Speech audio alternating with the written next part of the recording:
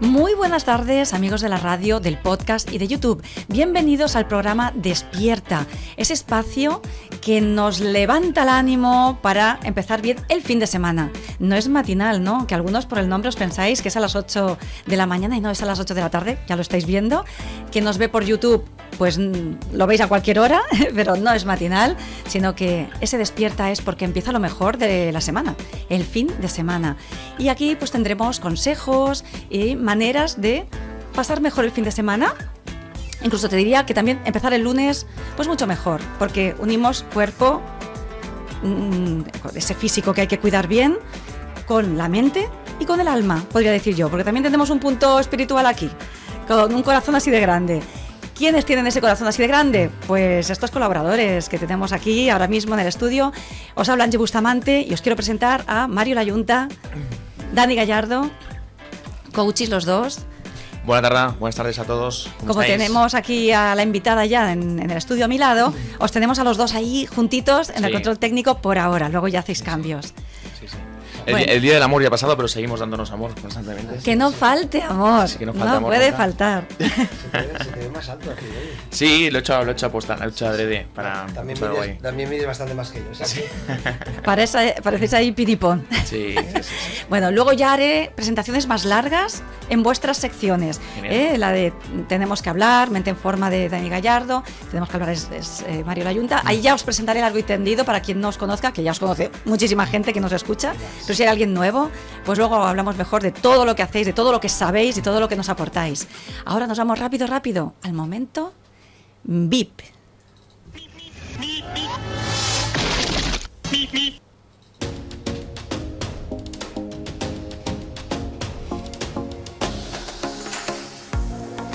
El día 4 de marzo se celebrará el Día Mundial de la Obesidad. Por eso hemos querido volver a invitar en nuestros estudios a la doctora endocrinóloga Montse Prados, que es divulgadora de salud, es experta en inteligencia emocional, trabaja en el Hospital de Martorell, está metida en redes sociales, prensa, luego lo hablamos largo y tendido, y es autora del libro La medicina que necesitas eres tú. Hábitos antiinflamatorios para una salud extraordinaria. Bienvenida de nuevo, doctora. Muchas gracias, Angie. Doctora Encantada. Prados, Montse Prados. Montse, por favor. Vale. Encantada de estar aquí de nuevo con vosotros. Pues a partir de ahora te llamo Montse. Y hoy hablaremos de la obesidad porque se celebra en breve ya el Día Mundial de la Obesidad. Y querría saber cómo van los datos. ¿Van a aumento? ¿Cómo está el tema? ¿Cómo está evolucionando? En primer lugar, quiero darte las gracias por permitir hablar de esta enfermedad que es una de las grandes pandemias que vivimos y además es una enfermedad que muchas veces las personas viven en solitario. Y yo creo que hay que dar voz a la enfermedad, hay que dar voz a las personas para que se sepa qué es. Como bien dices, ¿qué datos tenemos de obesidad? Pues los datos son alarmantes en personas adultas, de manera que un 20% de la población española aproximadamente tiene obesidad, pero es que un 50% tiene sobrepeso, ya tiene valores por encima del peso que se considera saludable. Pero es que si hablamos de la población infanto-juvenil, podemos decir que un tercio de nuestros chicos ya tiene problemas de sobrepeso también y una décima parte están en obesidad. De manera que tenemos datos que son muy preocupantes en toda la población y además si queremos todavía añadir algo más, podemos decir que la previsión para 2035 es que el sobrepeso que ahora está, la obesidad cerca de un 20%, casi llega al 40% en nuestra población adulta. Claro, porque si los niños ya están con sobrepeso, irán creciendo con esos Exacto. hábitos que tengan ahora, que si no se previenen y no se cambian esos malos hábitos, pues va peor. Esa es la previsión. Bueno, los hábitos son una parte fundamental, pero hay que tener en cuenta qué es la obesidad para poder entenderla y para poder actuar sobre ella, y hay otros muchos factores. Los hábitos siempre van a ser importantes porque nos van a permitir tratar mucho más que el peso, nos van a permitir tener salud. Y para todo es importante tener unos hábitos saludables y como bien dices en este caso también, pero me gusta poder explicar en qué consiste la obesidad. Es mucho más que un peso y es mucho más que tener unos hábitos saludables, aunque estos sean imprescindibles. Claro, pues cuenta. Pues tradicionalmente lo que utilizamos para definir la obesidad es el índice de masa corporal. Sería el peso partido por la talla al cuadrado, ¿no? Cuando estamos por encima de 25 hablamos de sobrepeso, por encima de 30 obesidad. Esto es un dato que realmente no podemos dejar de lado porque los estudios científicos están hechos con estos datos y además es algo que nos permite hacer como un punto de corte, nos da esa información inicial, pero es algo que es insuficiente, no nos sirve para valorar la enfermedad. La obesidad es una enfermedad que se define como un exceso de grasa. Es una enfermedad crónica que esta grasa además funciona de forma disfuncional, con lo cual el índice de masa corporal no me dice cuánta grasa tengo, no me dice dónde está situada y no me dice qué complicaciones y por tanto que no está funcionando bien. Por ejemplo, hay un valor que es muy interesante y sencillo de utilizar, que sería el perímetro de cintura. El perímetro de cintura nos da una información que es muy valiosa. El perímetro de cintura es un valor que se mide entre el punto medio más o menos, entre la última costilla y el hueso más alto de la cadera, y que en valores por encima de 88 en mujeres y por encima de 102 en hombres, se consideraría que tenemos un valor preocupante. ¿Este valor qué nos indica? Nos indica que la grasa la tenemos acumulada en una zona que puede estar relacionada con enfermedad cardiovascular, que al final es uno de las complicaciones más graves de la obesidad. Claro, si nosotros simplemente tomamos un peso como medida, ¿cómo podemos diferenciar si estamos hablando de grasa o de músculo? Claro, es que un índice de masa corporal igual lo puede tener un deportista que tenga, pues que entrene de forma habitual y que tenga una grasa magra muy elevada, con lo cual ya es el primer punto que no nos sirve. Claro. Porque nosotros empezamos a acumular grasa en el tejido subcutáneo, normalmente las mujeres más en la zona glútea, en la zona de la cadera. Cuando esta grasa ya no es posible acumularla en estas zonas, o en el tejido subcutáneo general del cuerpo, se pasa a acumular en las zonas viscerales, que se llama. Va al músculo, con lo cual el músculo pierde su función, va al hígado, con lo cual podemos tener hígado graso, va a corazón o riñón y lo envuelve, con lo cual esto empieza a marcar unas señales y empieza a provocar lo que se llama inflamación crónica de bajo grado. Porque nuestra grasa, por mucho que pensemos que solo sirve para acumular, también envía marcadores antiinflamatorios que nos permiten, por ejemplo, regular el apetito. Claro, ¿por qué siempre tenemos ese estigma, que eso es algo que también tenemos que comentar, el estigma que sufren estas personas de que es que deberías comer menos, ¿no? El problema tuyo es que te mueves poco y comes demasiado. No es así. Y las personas que sufren obesidad tienen varios problemas por los cuales no tienen una regulación del apetito adecuada. Una es que nuestro tejido graso, nuestras células, que se llaman adipocitos, donde acumulamos la grasa, tiene una función antiinflamatoria y de regular. Por ejemplo, la leptina es una hormona que se libera y que lo hace que nosotros sintamos saciedad. Pero ¿qué ocurre? Que las personas que tienen este exceso de grasa, esta leptina no funciona como toca, con lo cual no sienten saciedad, no pueden actuar sobre el hipotálamo que está en nuestro cerebro y decirnos, ya está, deja de comer, ya te has saciado, porque no lo sienten. De manera que no podemos culpabilizar y decir únicamente, es que, ¿por qué no dejas de comer? No es una decisión propia esta enfermedad. Es una enfermedad, pues, no, ¿verdad que no nos planteamos, Angie, cuando una persona tiene diabetes, si necesita o no necesita un tratamiento, si necesita un seguimiento crónico y que realmente esta persona está sufriendo por su enfermedad y tiene un riesgo? Pues en obesidad es algo que yo creo que socialmente e incluso en el entorno sanitario muchas personas se plantean pues que no estamos hablando de una enfermedad, que estamos hablando, parece, pues de un comportamiento, ¿no? De algo que es consecuencia de los hábitos únicamente. Claro, y cuando es considerada enfermedad es por algo. Claro, es una enfermedad que tiene unas consecuencias y que tiene unas causas. Claro. Las causas que provocan la obesidad puede ser que inicialmente se pueda relacionar con un exceso de calorías, pero este exceso de calorías no funciona igual en todo el mundo, como os he dicho, por ejemplo, con el tema del apetito, pero es que la genética está detrás de más del 50% de las causas de obesidad.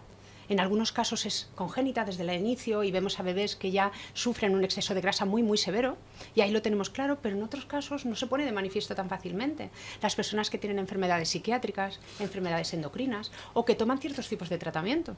Es que hay muchas causas que pueden influir. El estrés es una causa que influye muchísimo por el aumento de cortisol. ¿Qué otras cosas? La microbiota. La microbiota cada vez se sabe más que influye en la obesidad e influye también en el apetito que comentábamos antes, porque por ejemplo la microbiota puede ayudarnos a que esta hormona que comentaba antes de la leptina, que es la hormona que regula y que nos provoca saciedad, funcione bien. Si la microbiota está alterada, esta vía también la tenemos alterada. Y del mismo modo la microbiota nos forma otros mediadores que también harán que nosotros sintamos que estamos saciados. Con lo cual, hay tantos factores que influyen, Claro. Hay una buena noticia, eso sí, que muchos de los factores que nos ayudan en la obesidad nos ayudan en la microbiota, o sea que podemos, si empezamos a utilizarlos y a practicarlos, pues podríamos mejorar en todos los aspectos. Pero no podemos simplificar y decir que la enfermedad llamada obesidad es simplemente una enfermedad que es responsabilidad del paciente, porque esto muchas veces es lo que ocurre y esto hace que la persona no pueda avanzar. Y los profesionales tenemos gran parte de responsabilidad en esto, pero yo creo que la sociedad también, no sé qué piensas. Claro, pues que por eso te hemos invitado, para que aclararas todo eso y lo que se opina o lo poco que se sabe en la población, en la sociedad, pues que poco a poco se vaya divulgando y se vaya hablando de ello para que entendamos todos mejor cómo funciona y también cómo prevenirlo y cómo detectarlo, porque son puntos importantes, ¿no? Entonces, el motivo por el cual cada vez los niños tienen más obesidad, ¿cuál se cree que es la causa principal? Claro, por un lado hay un factor muy interesante que no he comentado previamente y que tiene que ver mucho tanto con el hambre como con el apetito, como con el aumento de obesidad en sí mismo, y es el entorno en el que vivimos. O sea, el entorno en el que estamos se considera obesogénico. ¿Qué quiero decir? Que estamos bombardeados de publicidad, que estamos bombardeados de comida rápida, que cuando tú vas a hacer la compra, ¿qué es más barato y qué es más fácil de comprar? ¿Y qué te ponen al principio de la tienda, ¿no? Y está lleno de productos que tienen colores llamativos, que te destacan las vitaminas que tienen. Claro, es que esto es necesario modificarlo, porque ¿de qué me vale a mí que un producto ultraprocesado con 200 ingredientes tenga vitamina B6? ¿Y qué cantidad tiene de B6? Pero además es que eso es insignificante, porque si me estoy comiendo un producto fresco que lo estoy obteniendo y además no tengo todos los perjuicios, entonces es necesario y obligatorio educar a las personas para que sepan hacer la compra, por ejemplo. Y si las familias saben hacer la compra, estos niños estarán menos expuestos de algún modo pues a todos estos productos. Luego, otra parte que también es interesante y que tiene en relación con este entorno obesogénico es cómo vivimos con prisas, cómo vivimos sin movernos, rodeados de pantallas, ¿verdad? O sea, sí. Si ahora no te planificas para hacer un ejercicio físico, casi nuestro día a día, en el adulto también, pero esto hace que los niños también, más allá del ejercicio físico que practiquen en el colegio, pero realmente, ¿cuántas horas pasamos sentados? Muchísimas. Es que esto hay que modificarlo e intentar buscar actividades lúdicas que no estén en relación con el sedentarismo, porque la tele, la tablet, la Nintendo, yo no sé cuántos tiene mi hijo, por ejemplo. Claro, hay que fomentar el movimiento, pero realmente la sociedad y la vida en la que estamos es complicado. Cada vez yo creo que hay muchísimas más enfermedades que podemos relacionar, no solo la obesidad, con este tipo de comportamiento, con este uso de pantallas, con este sedentarismo, con esta manera de cocinar, de comprar. No tenemos tiempo. Ese es el otro tema, ¿no? No tenemos tiempo y tenemos muchísimo estrés. Sí. Pues a lo mejor hay que plantearse algo, ¿no? Yo creo. Tenemos que plantearnos si la manera en la que estamos viviendo y de la manera en la que nos está conduciendo esta evolución, ¿no?, de la sociedad es buena para nosotros. Está claro que no.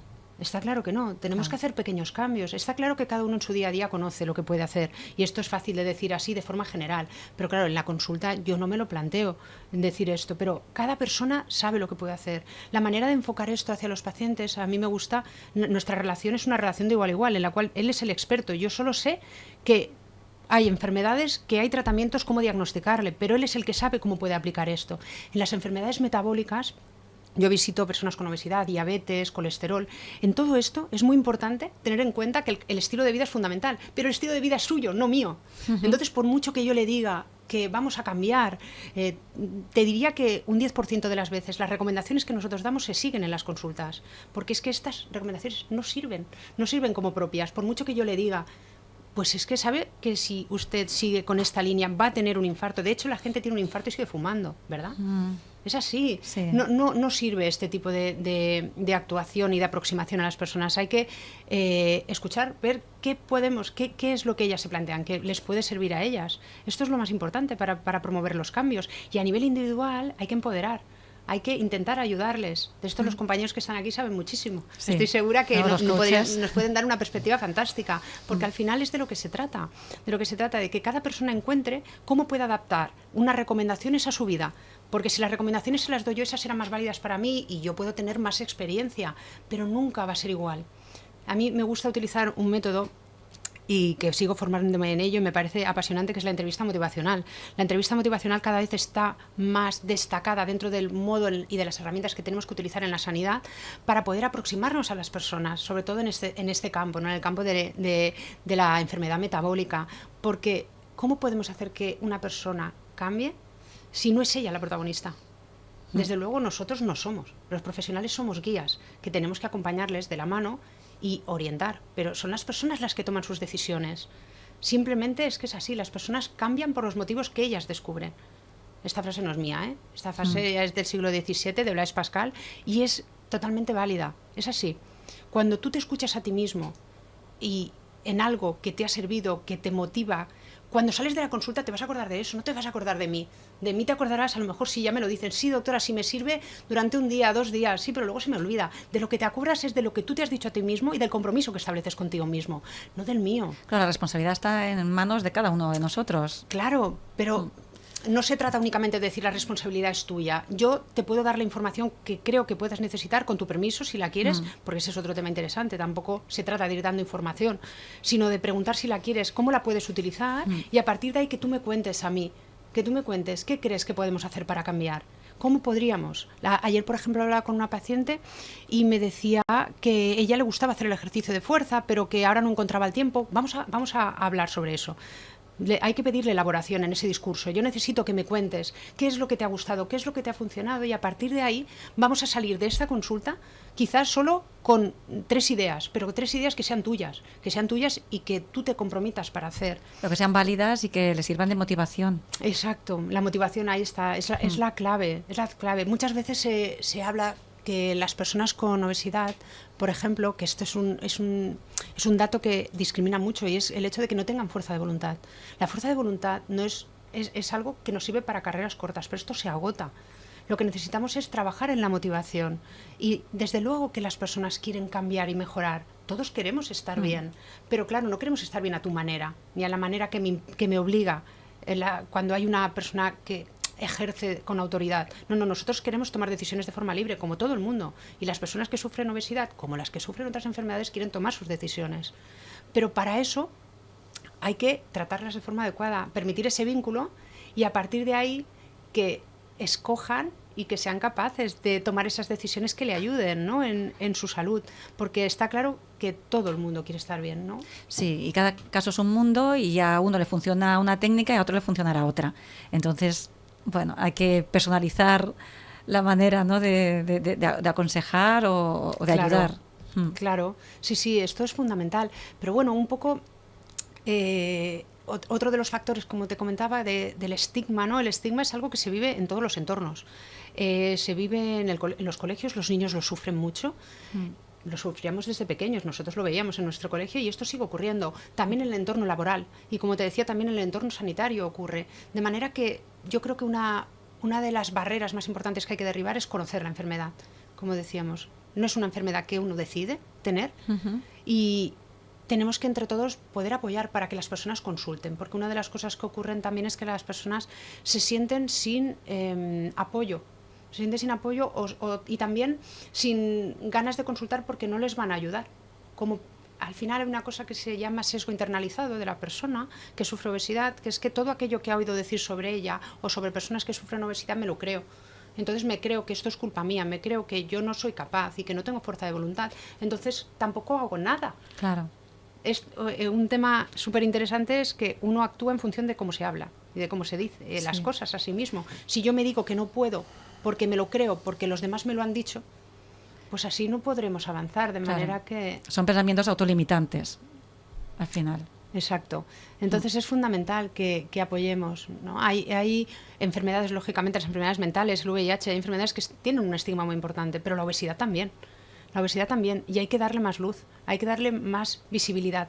Las personas con obesidad tienen que poder acceder a tratamientos y tienen que consultar y tienen que saber que hay alternativas. En nuestra zona, y me consta que ya cada vez más, al menos en el territorio no solo catalán, sino a nivel de España, cada vez hay más rutas de trabajo, que se llama, en la cual la persona con obesidad puede acceder y entrar en un circuito donde pueda tener una atención multidisciplinar, porque esto es muy importante.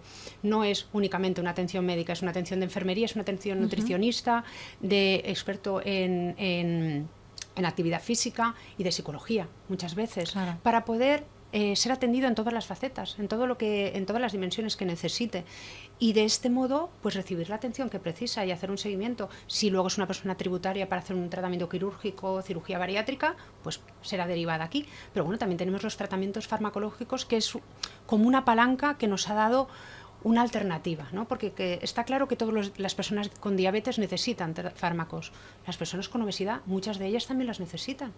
Porque, como hemos dicho, hay una base fisiopatológica que nos explica el porqué.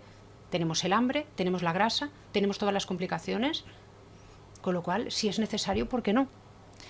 La recomendación básica es que acudan. Por supuesto. Digo, que haya ayuda, claro, y que sobre todo pues que no lo vayan dejando pasar y que hagan caso a los expertos. Claro. Porque está el tema de detectarlo y está el tema de prevenirlo. Rápidamente, ¿qué podríamos decir de cómo detectarlo? ¿Qué herramientas hay para detectar? Bueno, si hay sobrepeso. Claro, el obesidad. sobrepeso ya es un aviso. El sobrepeso ya es un aviso, porque antes de tener una obesidad con complicaciones, como comentábamos, pasamos por una fase previa en la cual empieza un sobrepeso. Muchas veces hay personas que tienen una glucosa discretamente alterada o unos niveles de tensión arterial que sean un poquito altos. Entonces esto ya va siendo un aviso. Eso. Ya va siendo un aviso. No pasamos de estamos sanos a tenemos una enfermedad complicada, sino que tenemos fases, de manera que cuando empiezan a haber pequeñas alteraciones, y la edad es un factor fundamental. Con la edad nuestras hormonas sexuales disminuyen, nuestro músculo se va perdiendo, aumenta el depósito graso, y además en diferentes zonas, sobre todo en la mujer a partir de la menopausia, y todo esto favorece la enfermedad cardiovascular, favorece la obesidad también. Con lo cual, si no lo hemos hecho antes, a partir de según qué edad, es fundamental tenerse en cuenta. Por eso las analíticas de rutina, por eso es necesario mirarse la tensión de vez en cuando y tenerlo en cuenta. Y que no cuesta tanto hacerse un análisis o la tensión. Claro. Por eso, que con pequeños gestos Sí. ya podemos irnos cuidando mejor. Claro. Además hay un vínculo con el cáncer, habéis detectado, Sí, ¿no? Sí. La obesidad se relaciona con múltiples cáncer. Entonces es fundamental que lo tengamos en cuenta, y que aquí, por ejemplo, lo que decíamos de la alimentación saludable. Claro, la alimentación saludable siempre nos va a ayudar y a prevenir y va a luchar contra todas las otras complicaciones, en sí mismo contra la obesidad, pero también contra el resto. Con lo cual si hacemos una buena alimentación, bajaremos la inflamación, que es una de las causas de enfermedad cardiovascular global y de cáncer. De manera que los 4 pilares, los que yo comento en mi libro, pero siempre la actividad física, movernos más, alimentación saludable, baja en ultraprocesados, alta en vegetales, es fundamental, y control del estrés. Yo en mi libro no hablo mucho sobre el sueño, pero el sueño sería el otro pilar, es fundamental, descansar bien. Vale, has nombrado tu libro, que yo también en la entradilla que te he hecho pues lo comentaba. La medicina que necesitas eres tú. Hábitos antiinflamatorios para una salud extraordinaria. Os lo recomiendo muchísimo. Mira, lo voy a acercar a las cámaras para que así... Mira, cuando no hay que esperar a la feria del libro ni a San Jordi. Es que la salud es cada día los 365 días del año. Exacto. Entonces, recomendado. Y también que te sigan en las redes sociales, porque tienes mucho contenido muy variado, porque hablas de muchos temas que no siempre se relacionan con la endocrinología. Y sí, que están vinculados y nos ayudan muchísimo. ¿Cómo te podemos encontrar en redes, para quien no lo sepa?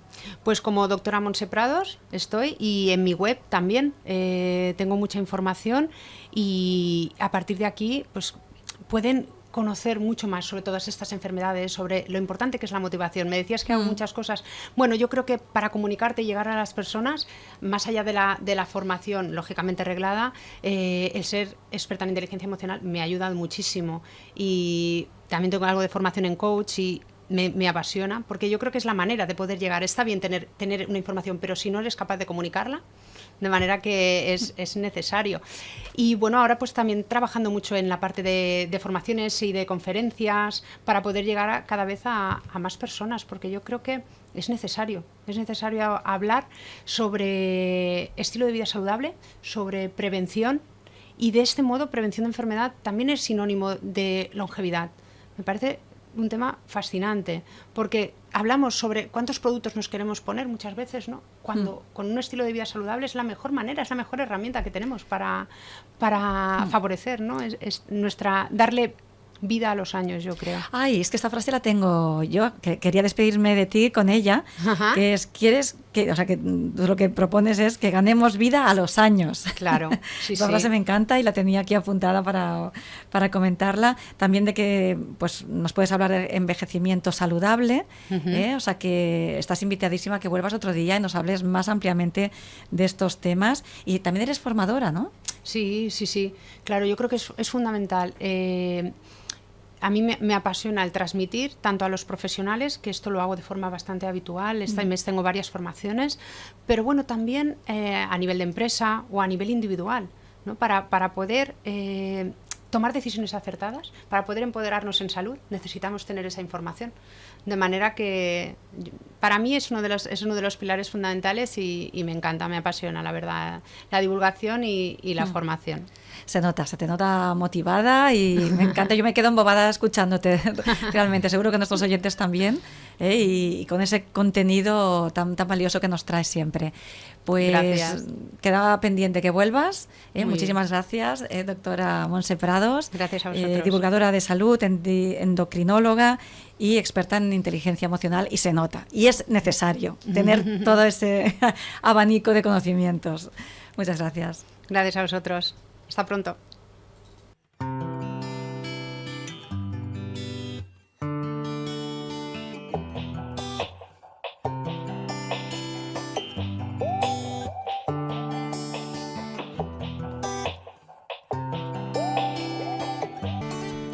Y continuamos el programa con la sección Mente en Forma de Dani Gallardo. Recordemos que es entrenador personal e instructor de fitness especializado en mentalidad. Dani, gracias por venir. Muy buenas tardes. Muy buenas tardes y, bueno, lo que acabas de decir tiene mucho sentido con lo que hemos hablado antes, ¿no? Con la doctora. Así que seguir un poco su hilo en nuestro espacio, que ya lo hablamos desde hace muchos programas. Mucha conexión, no sé si has sentido lo mismo con lo que ha dicho la doctora, a raíz de esas patologías, de esa motivación para los clientes, de esa conexión de los pensamientos y de esa importancia de vigilar mucho lo que nos decimos. Venimos a hablar de eso, de pensamiento hoy. Perfecto, pues mira, va en línea con la entrevista de hoy que viene el programa. Sí. Porque de hecho, justo ella, que era su especialidad, ¿no? En cuando hablaba de esa obesidad y de esa motivación y sentir que ese paciente sea el protagonista. Fantástico, maravilloso. Sí. ¿Cómo lo conseguimos? ¿Cómo conseguimos que esa persona busque esos motivos? Recordamos motivación, motivos que me llevan a la acción, en este caso a tener una vida saludable. Ella habla de unos pilares que yo creo que es irrefutables para todos, que es el tener un estilo de vida saludable, con práctica deportiva, con el movimiento, con tener una alimentación adecuada, sana, vigilando el estrés. Ok, yo creo que todos tenemos información de cómo empezar, ¿no? Quiero decir, muchos ya sabemos cómo tener una vida activa, una vida saludable, y muchos ya sabemos lo que es una comida saludable. O sea, creo que si algo nos ha traído la saturación de información es que todos sabemos reconocer que unos donetes no es comida saludable. Con todo mi perdón y no quiero faltar el respeto a la marca, pero todos los alimentos ultraprocesados, como decía, y sí los vegetales, sabemos, tenemos esa información. ¿Qué es lo que nos falta? Nos falta llevarlo a la acción.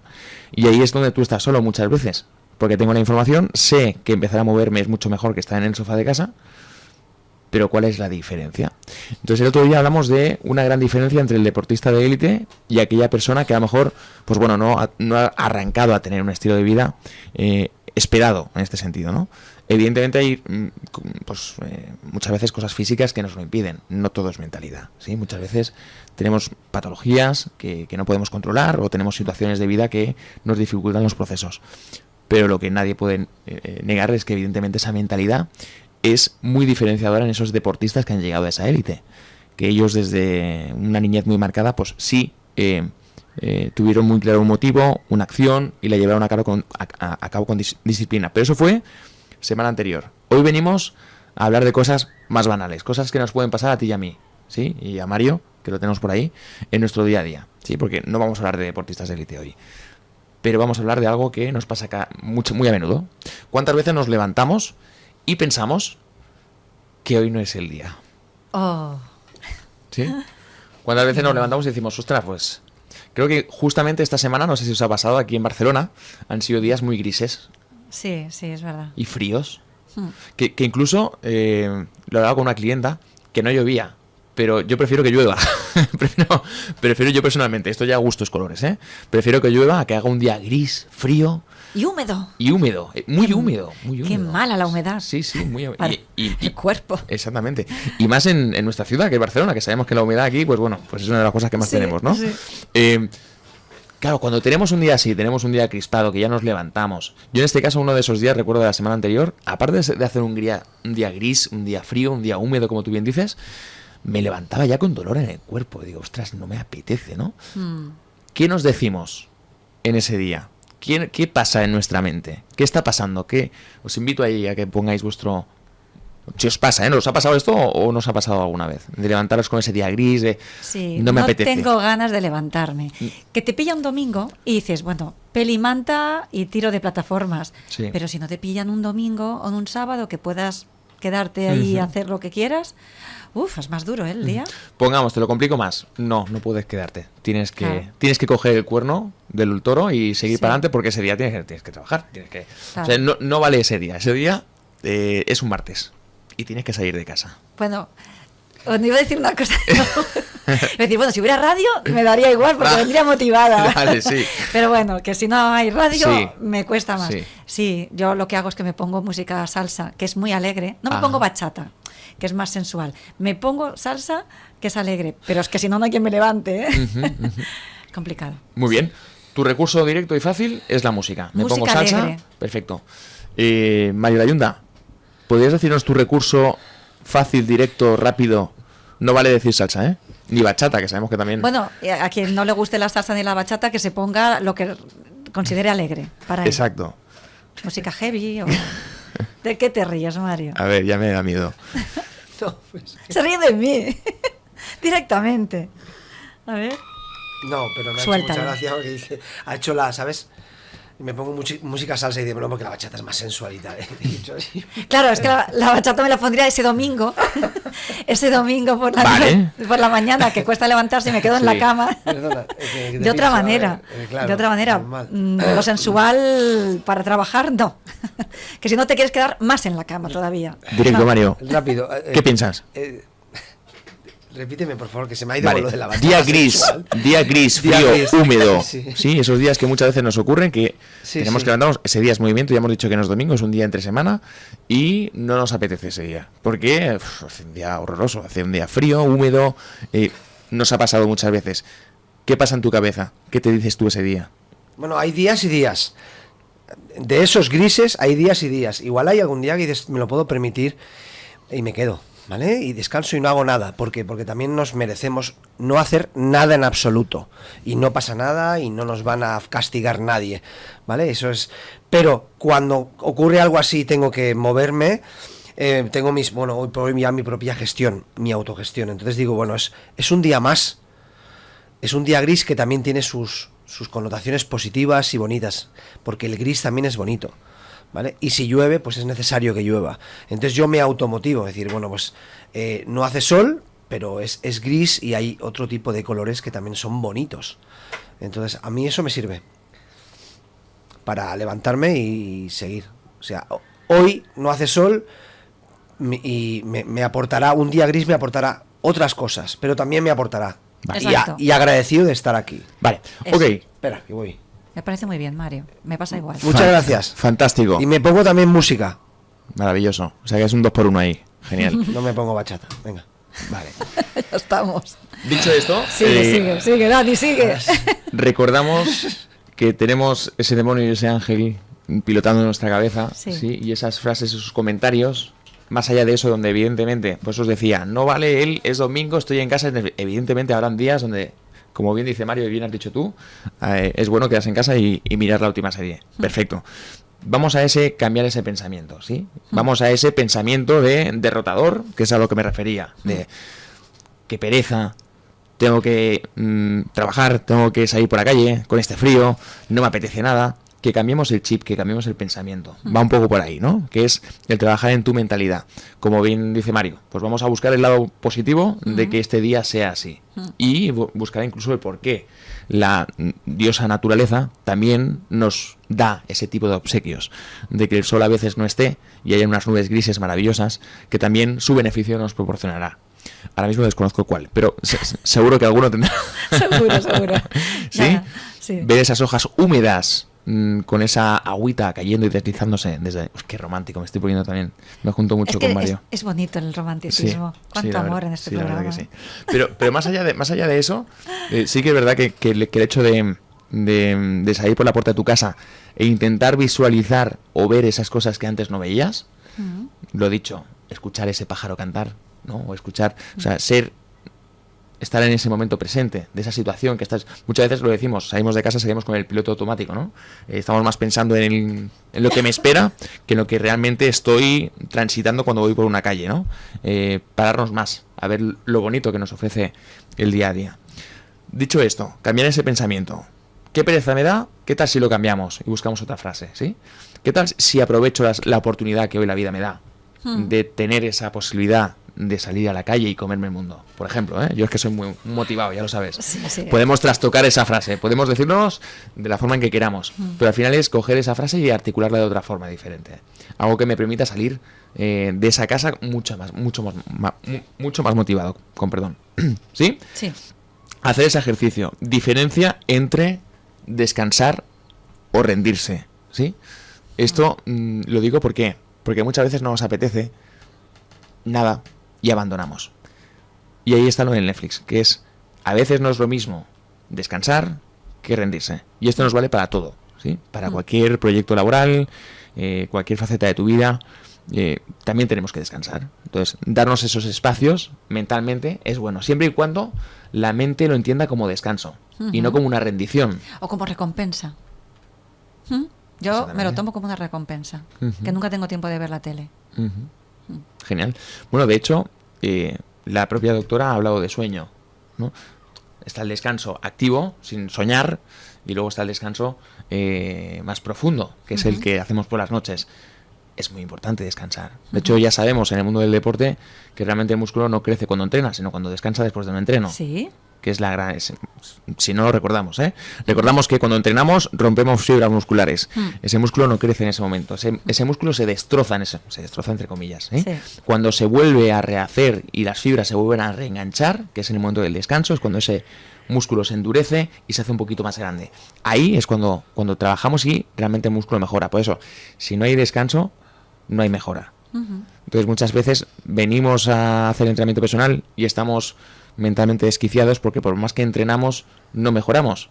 Y la gran pregunta siempre es, ¿cómo es tu descanso? Te puedo asegurar que hoy el 80% de las respuestas es pues justo, pues mínimo, pues 4, pues 5 y mal, porque me despierto a medianoche. Entonces muchas veces queremos avanzar físicamente, pero lo más importante en ese progreso físico es el descanso. Y muchas veces carecemos de ese descanso. Así es muy difícil realmente que avancemos, ¿no? En todo en cualquier progreso físico. Entonces, lo primero que tienes que intentar ver y vigilar es cómo es mi descanso.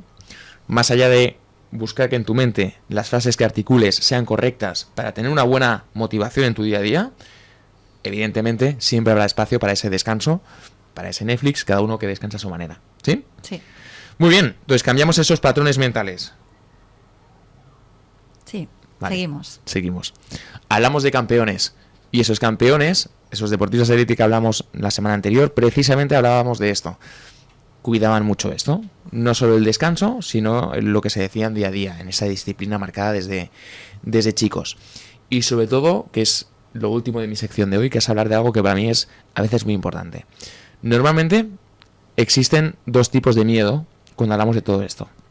Uno es el miedo al fracaso, y otro es el miedo al éxito. Y creo que es muy bueno a veces analizar estos tipos de miedo y por qué suceden, ¿sí? Hablamos de miedo al fracaso, ¿cuándo qué? Cuando tengo miedo a fallar. Quiero ser una mejor versión de mí. Quiero empezar a tener una profesión donde voy a tener un proyecto X y donde es un desafío para mí, pero tengo miedo al fracaso. Tengo miedo a fallar. Eso nos paraliza muchas veces. No arrancamos cosas por un miedo, que es, ¿y si fallo? Luego, evidentemente, el entorno, qué me va a decir, etcétera, etcétera. Pero sobre todo es el fallar. Miedo al fracaso. Pero muchas veces también tenemos miedo al éxito. Y esto es algo que yo me he encontrado en los pacientes muchas veces, que es, pacientes en este caso clientes, yo no soy doctor, al menos de momento, que es el miedo al éxito. ¿Miedo al éxito por qué? Porque yo sé que cuando yo haga algo, que en este caso a mí pues me motiva en mi vida va a cambiar al 100%, va a ser otra vida. Y eso muchas veces también nos ofrece un miedo diferente, que es una vida desconocida que sabemos que vamos a tener cuando eso lo alcancemos. Y eso precisamente es lo que provoca que algunas veces no tomemos acción. Ya no el miedo a fallar, sino el miedo a lo que me puede esperar cuando mi vida cambie. No sé si esto resuena con algo vuestro o no. No. No en vuestro caso. No. Genial. ¿Y en el de Mario? Bueno, puede ser que en algún momento sí te has replanteado qué va a pasar. Genial. Estoy preparado para lo que va a pasar y ahí tendrán, ¿sabes? Que no tiene por qué ser bueno o malo, sino que estoy preparado para lo que va a pasar y eso te da... Puede ser, sí, puede ser. Al final nos ponemos en un escenario que es visualizar nuestra persona en un escenario esperado, sea el que sea. Y en ese escenario sabemos y somos conscientes que hay cosas que hoy tenemos y no vamos a tener si llegamos allí. O al revés, cosas que hoy no tenemos y seguramente si llegamos a ese escenario vamos a tener y vamos a tener que manejar. Entonces muchas veces ya nos da ese miedo, ¿sí? Nos da esa preocupación constante de ese cambio de vida, de ese rol. Entonces, sea cual sea tu situación actual, al final es analizar ese miedo.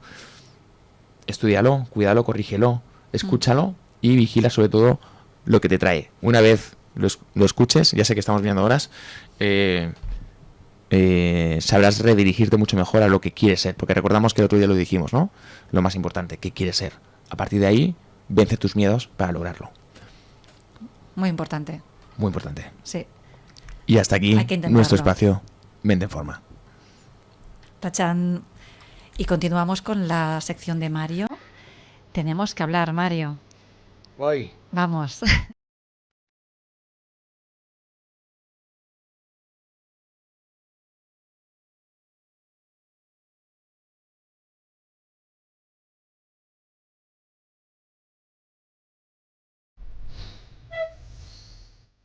Tenemos que hablar by Mario Layunta. Aquí ya estamos en tu sección. Recordemos que eres coach, instructor de mindfulness, bailarín también, claro. Ahí. ¿Y de qué nos quieres hablar hoy? Mira, habíamos... hola a todos. Hola a los dos. Gracias por un viernes más. Por un ratito más. Nos había quedado pendiente el tema de las etapas del contacto cero. ¿Vale? A ver, que son etapas generales, cada maestrillo tiene su librillo, hay mucho estudio sobre el tema, pero sí que es verdad que aunque sean nombres diferentes y etiquetas diferentes, sí que es verdad que en esas 5 o 6 etapas vamos a reconocer ciertas características, ciertas cosas, ciertas connotaciones de cada etapa que la persona va experimentando durante ese proceso del contacto cero. ¿Me he explicado?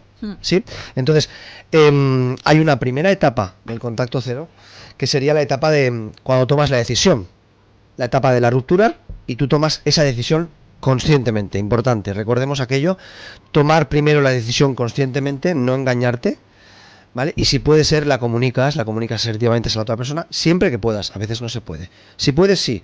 Y sobre todo, si puedes, pues no te involucres emocionalmente, no entres en ese bucle, porque ahí normalmente puedes volver a salir dañada.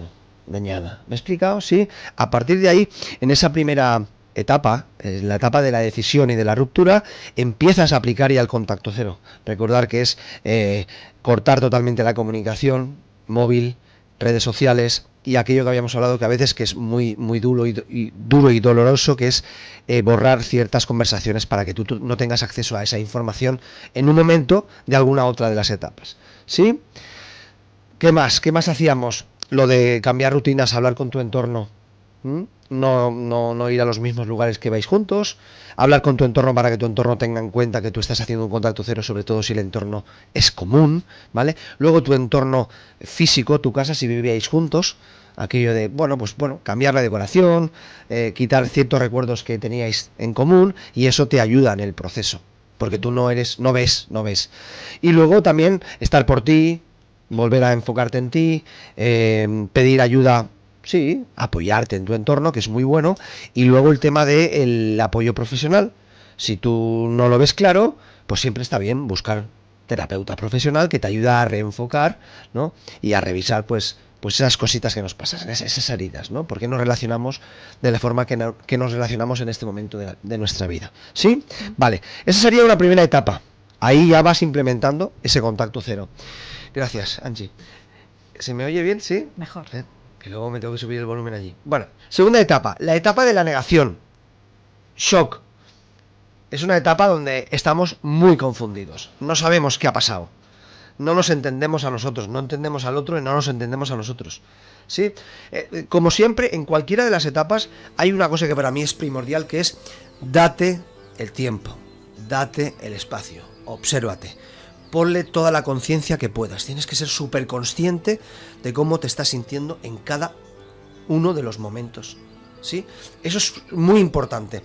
Porque a la que tú te pierdes ahí, te pierdes en tu mente, ahí entra el papel del ego. ¿Sí? Y ahí es donde solemos sufrir más de lo habitual en una ruptura y en un duelo. ¿Me explico? ¿Sí? Entonces, segunda etapa, la negación, el shock, hay confusión. Date el espacio, obsérvate, acepta. Necesario que aceptemos. Pero la aceptación viene desde un momento consciente. No puedes aceptar inconscientemente, porque luego te trae consecuencias. ¿Me he explicado? ¿Sí? Una tercera etapa. Podríamos enmarcarla en el dolor, la tristeza. Es normal. Es normal. Hay como el síndrome de la abstinencia. ¿Puede ser? Sí, síndrome de la abstinencia, ¿no? ¿Sí? Entonces, date el espacio para llorar, para llorarlo. Acéptalo. Bondad, compasión, date el permiso para que eso ocurra. Es necesario, ¿vale? Importante, mucha compasión contigo mismo. Y tener mucha paciencia. Es un proceso que cada uno tenemos nuestros tiempos. No te puedes comparar con nadie ni con nada. Tú tienes tu tiempo, que igual en ese momento todavía no sabes lo que te va a durar, pero tienes que dártelo. Aceptar y mucha compasión contigo y bondad, eso sobre todo, ¿vale? En esa tercera etapa del dolor y la tristeza. Una cuarta etapa, ahí pasamos, ojo, a la rabia, a la impulsividad. Normal. O sea, cambias del dolor a la tristeza a la rabia. ¿Estás enfadado? ¿Estás enfadada? Sí, date también el espacio, el permiso. Eso tiene que pasar, tienes que vivirlo. Recordar, hay una frase del libro Despierta del maestro Anthony de Mello que nos enseñaba esto. No puedes negarte a eso, no puedes evitarlo. Este momento que estás pasando es el que tienes que pasar. Esto que te está pasando es lo que te tiene que pasar. Acéptalo y abrázalo. Ahí es cuando luego le das el espacio para que eso desaparezca. ¿Me he explicado? O sea, no, sí. Me siento rabioso. Sí. Me siento enfadado. Sí. Acepta. No pasa nada. Pasará. Y este momento pasará cuando lo aceptes. Entonces, importante, observarte, como he dicho antes. Muy importante, ser consciente. No tomes ninguna decisión. Ahora dices, estoy tan enfadado, tan enfadada, que le voy a mandar un mensaje. No. Ahí, firme.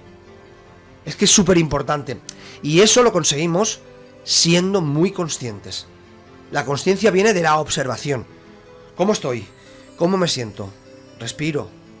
Y acéptate. Somos seres humanos, no somos máquinas. Somos energía.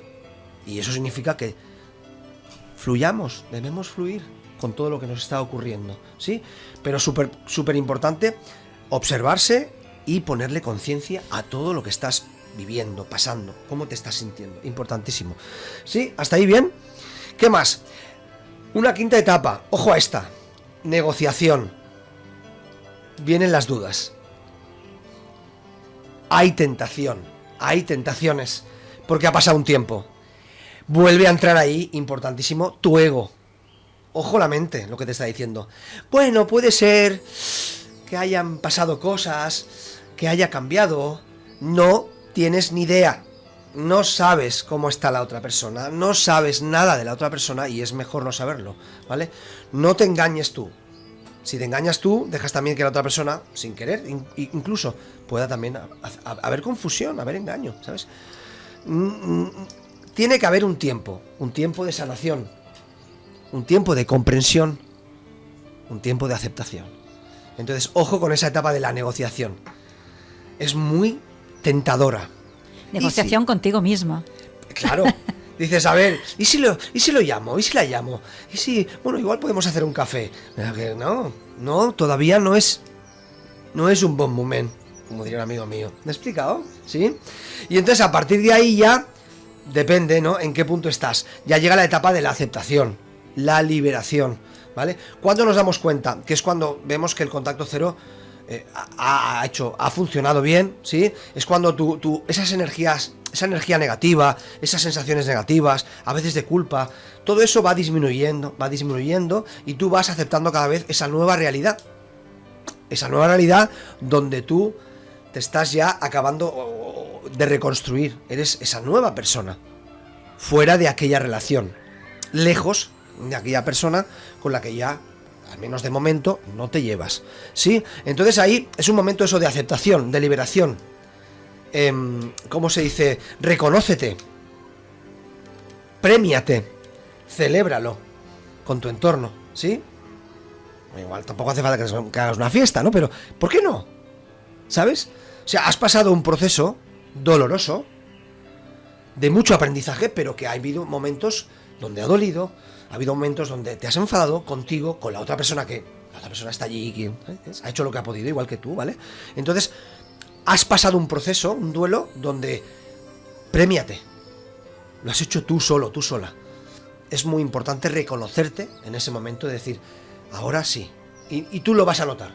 Vas a notar que ese contacto cero llega a buen término, ¿sí? Entonces, para mí un mensaje final de qué es lo que hacemos por nosotros cuando nos regalamos un proceso de contacto cero, es que cuando tú, después de ese contacto cero, ya lo dije el otro día, te vuelves a sentar, si puede ser, delante de esa persona, algo ha cambiado. Sobre todo tú. Algo ha cambiado en ti. Y tú a esa persona ya la puedes mirar desde otro lugar, sin dolor, sin rabia, sin rencor, sin enfado, ¿sí? El contacto cero nos lleva a poder mirar a esa persona después de otra manera, desde otro lugar, y puede ser ya mirar y recordar aquella relación como algo que ya pasó y que hubieron cosas que también nos hicieron bien. Fueran cosas mejores, cosas peores, todo lo que nos ocurrió, todo lo que vivimos en aquella relación, nos ayudó, nos enseñó a pasar de pantalla, como digo yo, a ser hoy las personas que somos. Y eso hay que agradecerlo, y te lo tienes que agradecer. O sea que el contacto cero es una muy buena herramienta, siempre que la pongamos en práctica, y eso, no observemos realmente cómo estamos transitando ese proceso.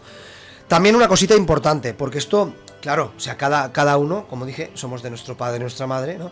Y tenemos nuestros tiempos y nuestras formas. En la aceptación, en la observación, en la conciencia y en la aceptación posterior está el truco, ¿vale? Entonces, no podemos culparnos o seguir culpándonos porque pasen cosas. Entonces, si puede ser que tengamos un momento de debilidad y vuelvas a contactar con esa persona. Bueno, has roto el contacto cero. No pasa nada. Sé consciente también del por qué y para qué has roto el contacto cero y vuelve a retomarlo. Sin culpabilidad. Sin culparte. Ahí está la bondad y la compasión con uno mismo. Es una base fundamental para que podamos seguir transitando desde el amor, pero desde el amor a nosotros mismos, incluso a esa persona. ¿Tienes alguna duda? Envíale amor y luz y quita ese pensamiento que tengas. Y ya está. Contento de poder haber acabado de hablar del contacto cero. ¿Qué os ha parecido las etapas? Muy necesario el que nos hables de ello y ver esas etapas para, bueno, quien más, quien menos lo habrá vivido ya, claro, o lo estará viviendo y verán qué fase está, o en un pasado, pues, que lo haya ido reconociendo, pues le sirve para el futuro. Correcto. Para, bueno, sobrellevarlo mejor si vuelve a pasar, que ojalá no, Podemos. que nadie tenga una mala experiencia. Yo le deseo a todo el mundo que tenga buenas experiencias, pero bueno, la vida es así y a veces nos las encontramos. Muchas gracias, Mariola Yunta. A ti, a vosotros. Tenemos que hablamos de cosas importantes para cada uno de nosotros y con esto nos tenemos que despedir ya. Pasa el tiempo volando. Gracias, Mariola Yunta, también Dani Gallardo. Mario Gallardo. Es decir, Mario otra vez. Con tu mente en forma. Entonces, nada, volvemos aquí la semana que viene. Muchas gracias por estar ahí, de parte de Angie Bustamante, que es quien nos habla. Y nos vemos prontísimo, la semana que viene, que pasará volando, a las 8 de la tarde, viernes. Rápida.